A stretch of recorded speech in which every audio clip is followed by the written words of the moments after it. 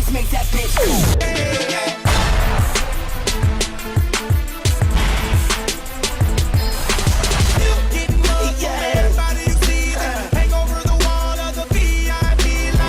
Okay, it's Young Wayne on it. AKA Mr. Make It Rain on it.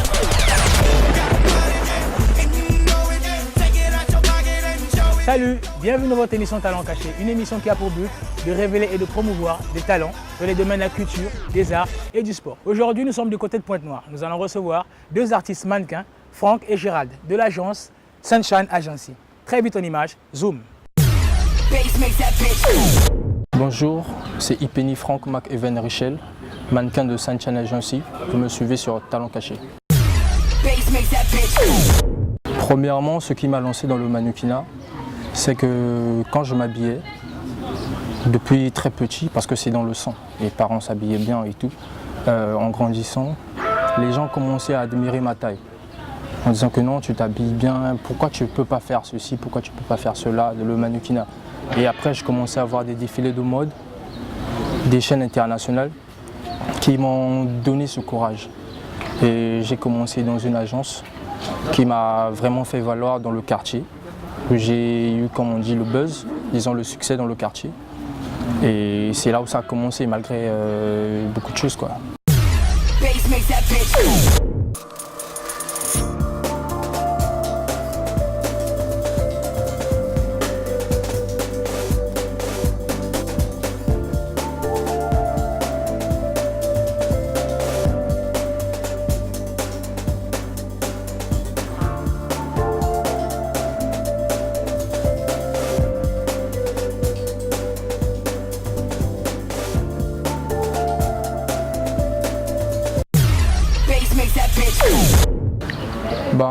Personnellement, j'avais vraiment aimé le truc, j'avais vraiment aimé le mannequinat parce que j'aimais m'habiller. Tu vois qu'aujourd'hui, quand tu t'habilles et que les gens t'apprécient, ça te donne un courage énorme. Ça te donne un courage énorme et voilà pourquoi j'ai persisté avec, malgré beaucoup de choses qui se disaient dans le quartier, que non, tu vas devenir X, peut-être Y, Z. Mais moi, je m'en tapais parce que j'avais un objectif. C'est vrai qu'à part les études, et c'est un peu ça, quoi, se lancer aussi dans le mannequinat parce que j'aime vraiment le swag, comme le dit, quoi.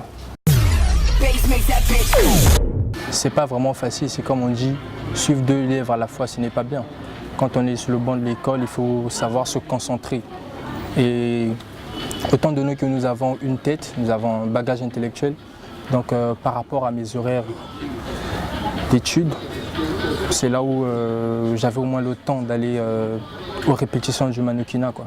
Donc, quand je finissais l'école, il y avait des heures données pour le mannequinat et le temps d'aller relire mes leçons et puis me concentrer, quoi. Là, le podium,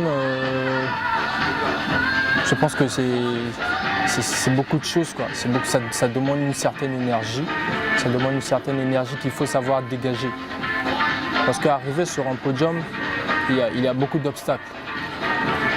Il y a beaucoup d'obstacles, même lors des castings, je peux le dire. Même lors des castings, il y a une certaine force qui nous permet de nous exprimer. Parce qu'à travers des moqueries, tout ça, tu dois être dans le jeu, quoi. Tu dois être dans le jeu, tu dois te dire dans la tête que non, il n'y a personne autour de toi. Donc quand tu fais un casting ou un podium, tu dois te mettre ça dans la tête que non, il n'y a personne autour de toi. Voilà pourquoi il y a plusieurs exercices qui se font pour ça. Dans le regard, dans la démarche, l'attitude, le comportement, tout ça, quoi. Donc ça demande vraiment beaucoup de patience. Vous venez donc de voir Franck vous parler de ses débuts. Et maintenant, vous allez le voir en action. Et tout de suite après, Gérald vous parler de sa passion pour le mannequinat. Zoom.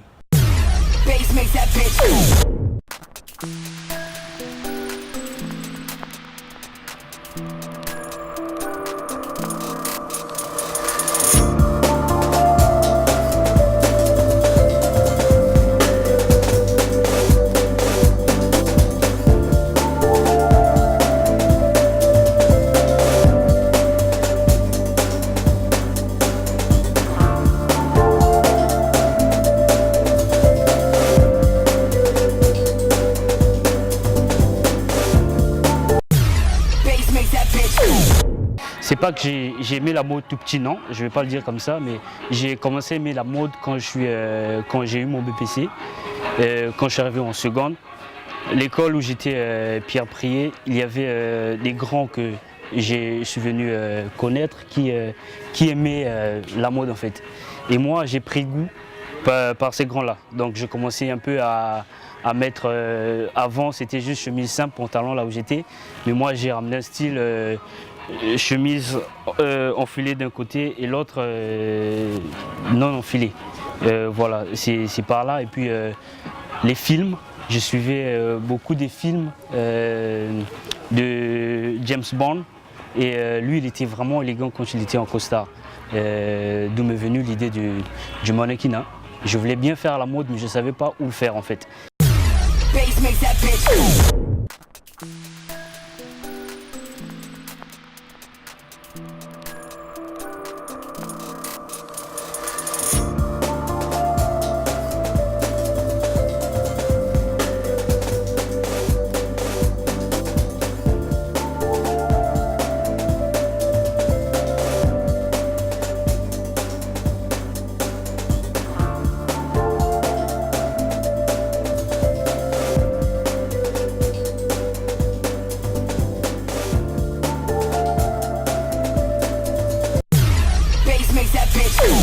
Moi, quand je suis sur le podium, ce qui m'inspire plus, c'est la foule que je vois en fait. D'abord, avant, la foule me donnait le trac quand j'ai commencé. Mais après, c'est cette foule-là encore qui a commencé à m'inspirer. Et quand je suis sur un podium, quand il y a plus de gens, ça me pousse à me dépasser. Ça me pousse à donner plus que ce que j'ai. En fait, ouais, ça me pousse à dépasser mes limites. Et quand il y a la foule qui me regarde, en fait, je suis le plus beau, quoi. Il peut arriver que la tenue que tu as essayé avant, qu'un bouton a sauté quand tu le mets.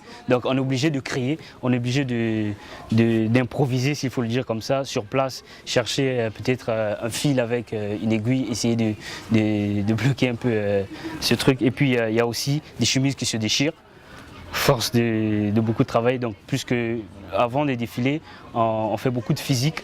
Donc le corps souffre encore un peu plus et quand on met une chemise, par erreur, ça peut se déchirer.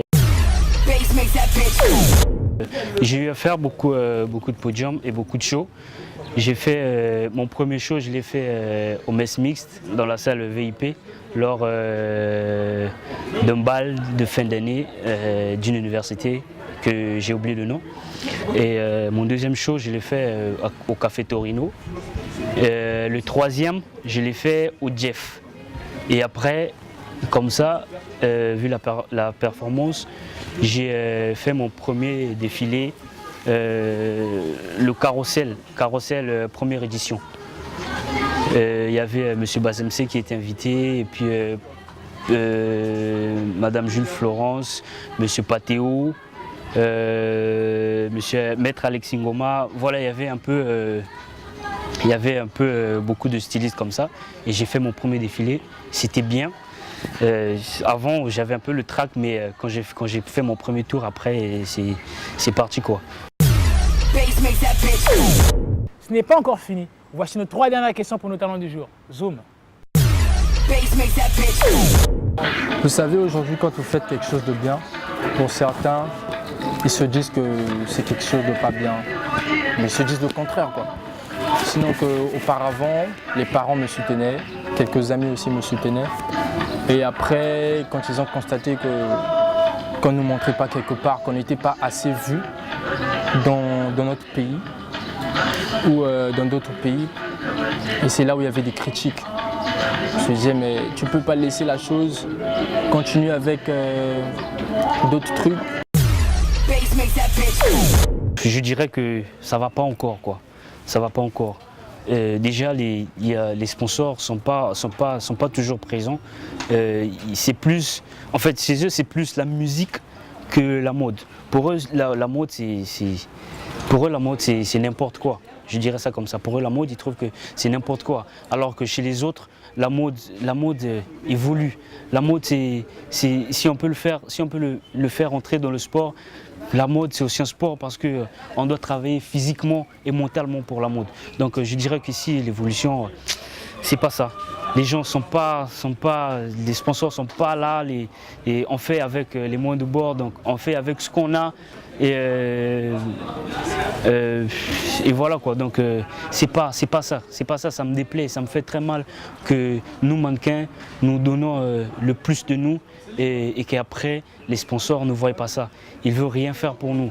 Donc nous on fait avec ce qu'on a, on fait avec ce qu'on trouve, on se bat, on donne le plus de nous pour le faire évoluer, mais au fond c'est comme un travail en vain quoi. Par rapport aux défilés d'avant et des défilés actuels, il y a une marge, il y a une différence, il y a une évolution. Parce qu'avant c'était des podiums à ras de sol, quoi. Genre des dalles. On s'est vraiment habitué dans ça parce qu'avant c'était d'abord sur des carreaux où on commençait dans des VIP, des petites caves, des bars. Et là c'est maintenant de fois en plein air. J'attends beaucoup de talents cachés. Ça, j'attends beaucoup de talents cachés. J'aimerais que Talents Cachés essaie de montrer aux gens ce que je suis capable, si je peux le dire comme ça. J'aimerais que Talents Cachés puisse faire ma promotion, s'il faut le dire aussi. J'aimerais que Talents Cachés puisse me faire découvrir aux yeux de tout le monde, aux yeux des sponsors, des partenaires, des chaînes médiatiques aussi, s'il faut le dire comme ça. Donc j'attends beaucoup de Talents Cachés. Talents Cachés, j'attends beaucoup de toi quoi. Et j'aimerais que tu me fasses découvrir aux yeux de tout le monde. Et je sais qu'avant de passer ici, c'est vrai qu'il y a des gens qui me connaissent déjà, mais je veux vraiment conquérir, s'il faut le dire comme ça, le cœur de tout Congolais. Et bien voilà, comme dit-on, les bonnes choses ne durent jamais. Nous sommes donc arrivés à la fin de notre émission. Toi aussi, tu as du talent, tu veux faire comme Franck et Gérald. N'hésite pas à nous contacter au numéro qui s'affiche au bas de notre écran pour être la prochaine star de notre émission. Salut!